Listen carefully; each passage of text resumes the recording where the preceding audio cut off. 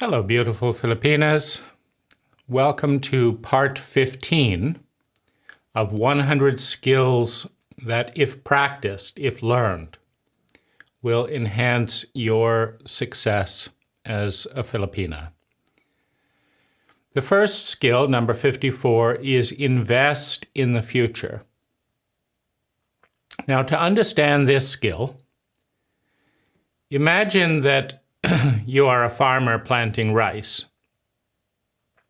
and you harvest the rice and you eat all of the rice.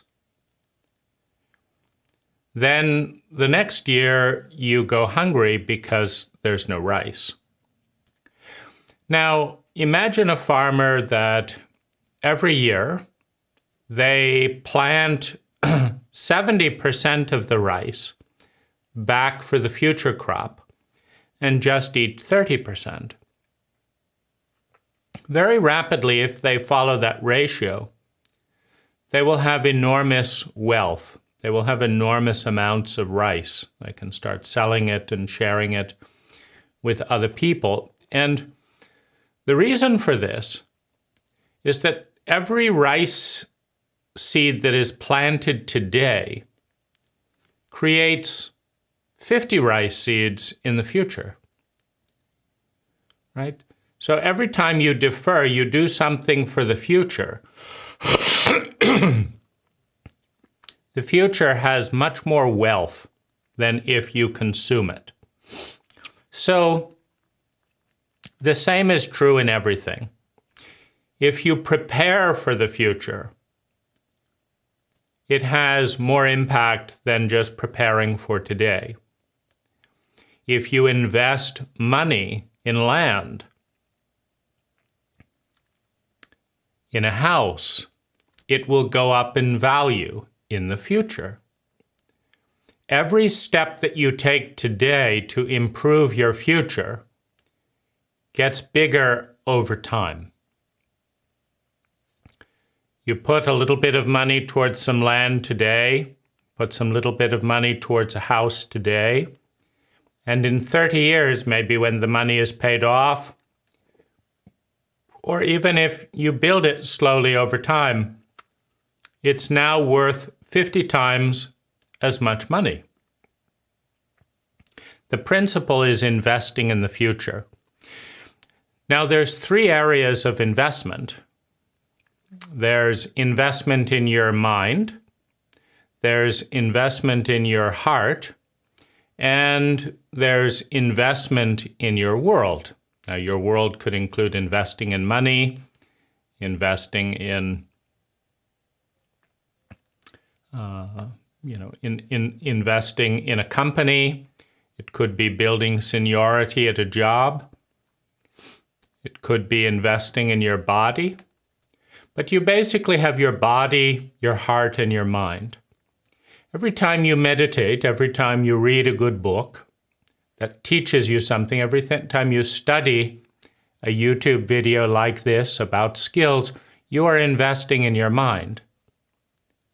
Every time you sit quietly, every time you take good care of your friendships, every time you build a new friendship and build it well, you are investing in your heart. Every time you release lies from your mind, you are building your heart. And every time you save a few pesos and put it in a piggy fund so that you can buy a house, every time you save some money for a future medical bill, every time you invest money in a bit of land, every time you invest time and energy to learn to study success, you are creating a better future. So ideally, every day, you spend at least 10% of the time. That's at least 1 hour. That's 10 pesos to 1,000 pesos, depending on your salary.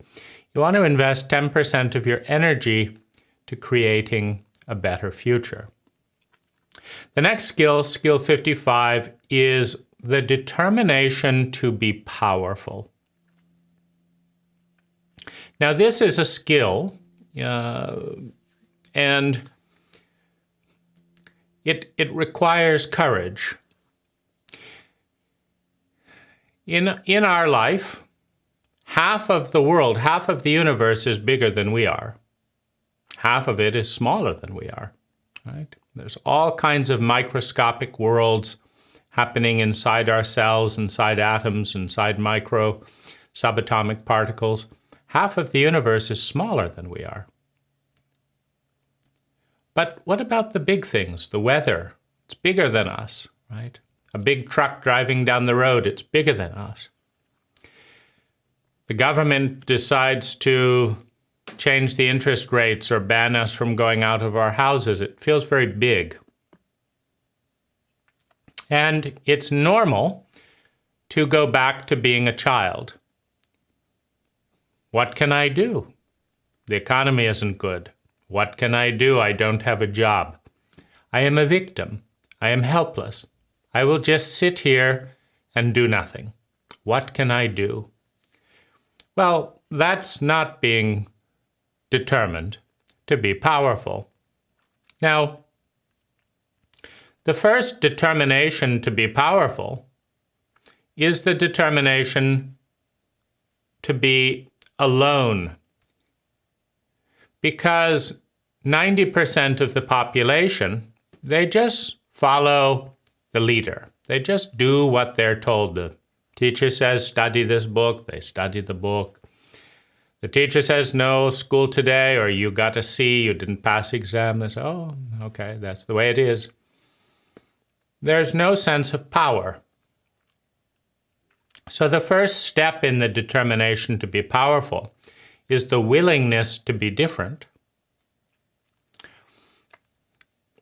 The determination that no matter what happens, I will take the power that I have, my ability to think, my ability to feel, my ability to believe, my ability to act. I am determined to be powerful. Now, that means it's about me. It's not about them out there. Am determined. That means I keep coming back. I get hit down, I come back. I get hit down, I come back. I keep coming back to determine. I set the path. If someone knocks it off, I still set the path for the new action. So it's about proactivity rather than reactivity. But it is an attitude of power. And it's a very useful and powerful attitude because everyone will have things happen in life that push them down. Everyone will have that. But only 1% to 10% will decide that no matter what happens, they're still going to go for their goal. They're still going to use their power wisely. Now, what do I mean by determination to be powerful? Well, Joseph was working at the fish factory and there was an accident and both his legs were amputated. So you would think, how can he earn money? He cannot work in the factory, this and that. But Joseph has the determination to be powerful. So the first thing that Joseph did was he consulted with an attorney because he's not just giving up all his power. He's consulting with an attorney, he's looking on Google, right? His legs are amputated, he's in the hospital. Now, many people, they're in shock, like, my whole life is ruined. If you have that attitude, my whole life is ruined, then there's nothing to do. Your life is ruined. But if you are determined to be powerful, like Joseph, he's looking online what to do in factory accidents. And he learns that the best thing is to contact an attorney so that he can get compensation because he will not be able to work. And then he goes on Google again, right? He's looking at his phone. He's in the hospital. He has lots of time. So he look how to find the best attorney. He does research on reviews. He finds this is a good attorney. He listened to reviews, etc. Maybe he asked to speak to a reference. He asked the attorneys to meet him in the hospital to discuss the case because he is determined to be powerful. And he found a good attorney and was able to get 300,000 pesos to 1 million pesos in amounts, right? Now, if you are not determined to be powerful, your relatives will borrow the money, they'll give you bad advice, you will spend it all, right? It's a skill, right? But he's studying every day. He is determined to be powerful in the hospital bed, right? And he starts to read books every day. Before, he is not reading books because he's working every day in the fish factory. Now he reads one book a week. He goes on YouTube, looks for books online, studies business, right? He learns about investing, right? He learns about Bitcoin. He learns about Tesla. He learns about Google. He learns about FANG stocks. He learns about the 10-year picture, right? Over a 10-year period, the stock market usually makes money. Over a 1-year period, it is up and down. But you have to think about the 10-year picture. He looks at his expenses, how to bring his expenses down. He looks at the health of his family. He's determined to be powerful. So even though there's a big problem in his life, his family comes away better. In 10 years, he has more money than if his legs are not cut because he's reading 50 books a year. He's becoming smarter, more intelligent. He's copying, practicing this. Maybe he does online tutoring when he starts to become successful and people want to learn and he's in forums with other people who have amputees. He can be an advocate and he doesn't have to leave his bed, right? And his family can do the things around him, to help him to go to the bathroom, He is determined to be powerful, right? And because he becomes smarter, right? Because he focuses also on teaching others, he has good friends. He's determined to be powerful. Now, the other person, my life is ruined. What can I do? The company says, well, maybe the accident is your fault. We cannot pay you anything. He says, oh, my life is ruined. He starts drinking. He's a victim in his mind. And so he does nothing. He doesn't read a single book. His family goes broke. His wife is tired of listening to him complain all the time and go and spend time with somebody else. And he says, see, I knew it. It's all hopeless. It's all pointless, right? The determination to be powerful, that even if this big thing knock you down, even if this, even if that, I will do what I can, right? I will plant some seeds so there's better food in 2 months. I will do what I can every day to go up. I am determined to be powerful. It is a tremendously important skill. It is a skill in thinking. The skill says, even if I'm about to die, I can do a good prayer rather than just give up. Even if I'm about to die, I can write a good letter to my children that will help them live a better life. I am determined that no matter what happens, I will be powerful. I will take the next step. And this is such an important thing that I want you to write in the comments about something that's happened to you and how you took action to make it a little bit better, a lot better. Every day, right? The person didn't pay back the loan. The boss didn't hire you. Every day there's a, right? But are you determined? Are you determined to be powerful?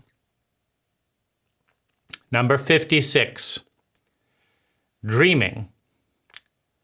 Daydreams, night dreams, goals, and vision. Dreaming. Do you dream? At night, do you pay attention? What are your dreams trying to tell you? What's happening in your dreams? Because one way to understand a dream is you are everyone in the dream. One way to understand the dream is you are everyone in the dream. You are the one chasing you. You are the one running away. And so you can learn a little bit about what's going on inside your heart and mind by paying attention to your dreams. There's many kinds of dreams. You can write your dreams down and you can see what are they trying to tell me? Are there things and feelings that I'm not talking about, that I'm not thinking about? So daydreams and night dreams. There's also big dreams, like my dream is one day I want to create this and this and this. Can you write it down? Can you make the dreams real? Because if you can see them clearly in your mind, you can believe them. What you see, you can believe. If you see them clearly in your mind, you can believe them. There's a great book called Success with a Positive Mental Attitude by Napoleon Hill and W. Clement Stone. It's probably available for free on YouTube. When I was 18 years old and working in my company, I would take cassettes out at the library. And at that time, there were only tape players. It was much more difficult. Right? If you had muddy hands when you turned the cassette over, right? You damaged the cassette and, but I would go to the library on my bicycle. I'd come back and I would study all day as I was working, listening on my earphones. And I would learn and I would learn. I was only making very little, but I was learning every single day and making small changes that helped my business to grow and expand over time. Success with a Positive Mental Attitude by W. Clement Stone and Napoleon Hill was one of the motivating books that helped me to keep going. And to dream, what you see you can believe, what you believe you can start to take action on. You can take little actions that take you a little bit closer to your dream, right? It doesn't matter, it's not always great to tell people your big dreams because nobody believes them usually. Or they believe you but don't, actually believe you. So it doesn't matter about telling other people as much as that you can see it clearly, you write it down, and you take small actions towards your dreams. Every day, small actions towards your dreams. So this is skill 56, to use night dreams, to use daydreams, to say, oh, I would love to do this and this. Write it down. See if that's really the most important thing to you. I would love to be doing this and this and this. Write your daydreams down, write your night dreams down, and then think about what you really want. Write your conscious, goals down. Create them in dreams. You can create a big piece of paper, draw, create a storyboard if you want. When you look at it, you see how your dreams fit together. In fact, I may do this myself. It's a fun exercise. I haven't done it in a while, so I think that will be my project for the evening. So going on to skill 57 in part 15, asking for help. Now, what does help mean? It doesn't mean that the other person does all the work, right? Because that keeps you weak, that keeps you stupid, right? You always want to learn, you always want to help yourself. So that's the first thing in asking for help. You ask yourself for help. I need help. I'm in pain. I want to achieve this goal. So you ask yourself, what can I do today? What can I do tomorrow to help me achieve my goal? Well, it's remarkable how many people do not ask themselves for help. You have a body, you have a mind, you obviously have an internet connection, you have a device. Ask yourself to help you. How can you help me? Well, you can study this and this and this. You can meditate like this, right? I want your help. My brain is confused, okay? Ask yourself for help. How can you confuse your mind? Let's sit and meditate. Let's go for a walk. Let's go running at midnight, right? It's late, I'm confused, I'm thinking a lot. Go for a run. Help yourself. Make a list of all the things that you could do to help yourself and ask for that help. Please, self, help me. Go for a run. Go for an exercise. Eat some good nourishing protein. Drink some more water so that I'm hydrated. Take some medicine if I'm sick.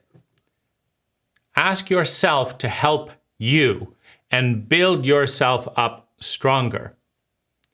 That's the first step. Now, part of asking yourself for help is to recognize opportunities. For example, when I'm flying on the plane, I will learn who is next to me. And if someone, for example, I was flying with a tax attorney for Apple Computer, I said, so how does Steve Jobs write off his trips? Like, how does he do that? How does this happen? Because I wanted to learn how to do that in my business. Because I wanted to do more traveling and deduct the taxes by my education, right? Because I'm always learning on my trips. So I asked him, how does he do it? What's the plan here? And when you ask yourself for help, it includes asking others for help. Now, sometimes it needs to be an exchange. You say, what can I do? What can I do for you? Maybe you show interest in them and then ask them for some help. You show them in exchange. But helping yourself includes noticing who is there and how can you create a win-win relationship so that they want to help you and you can help them, right? That creates value for everyone. But it also means asking help from God, Goddess, all that is, from life, from the universe. Please help me. We are all connected. This finger is connected to this hand, which is connected to this body, which is connected to all of the trees through each breath. Every time I breathe out, that's food for trees. That's carbon dioxide for trees. It's connected to this house, which is connected to this land, which is connected to this country, which is connected to this planet, which is connected to the oceans, which is connected to the sun, the solar system. It's connected to the galaxy. It's connected to the universe. It's connected to God, to Goddess, to all that is. I am connected to everything. Please help me. Now, the universe, of course, doesn't take you seriously if you don't help yourself. Did you get out of bed? Nah, I didn't want to. Well, you obviously don't want the goal very much. Did you read a book? Did you study? No. I just did some drinking. Well, you're not helping yourself. You haven't learned the step one. So step one is always to learn to help yourself. You make a list of things you can do to improve your life, and then you do them. Now, you have to ask yourself, if you will not do the things you can do to improve your life, why should anyone else care? Why? If you will not do the things you can do and make yourself stronger, right? I see it all the time with Filipinas who look to me like, if you could just give me some money, if you could just do this, if you could just make it right, just, give me a job. And I say, what are you doing? What are you doing to learn this skill, to be good at that job, to earn some money, to study? Nothing. And I say, that's a lazy person. I don't want to hire a lazy person. I want to hire someone who's helping themselves, who's growing their mind, who's growing their heart. That's what I want to hire. So if you don't want to help yourself, no one else will. They will get tired of it. It's boring. Oh, can you do this for me so that I can be lazy? Stupid, right? So it begins by helping yourself. Make a list of things you can do. Do them. Now people get interested. Oh, this person really wants it. The universe starts to pay attention. Oh, they're focused on it. And people like to help hardworking, honest, people that truly desire to be successful and are doing it. It's fun. I love helping people who help themselves. So asking for help, the last thing you do is you reach out. You do everything to help yourself, to show yourself that you care about yourself, that you are valuable. And then go out.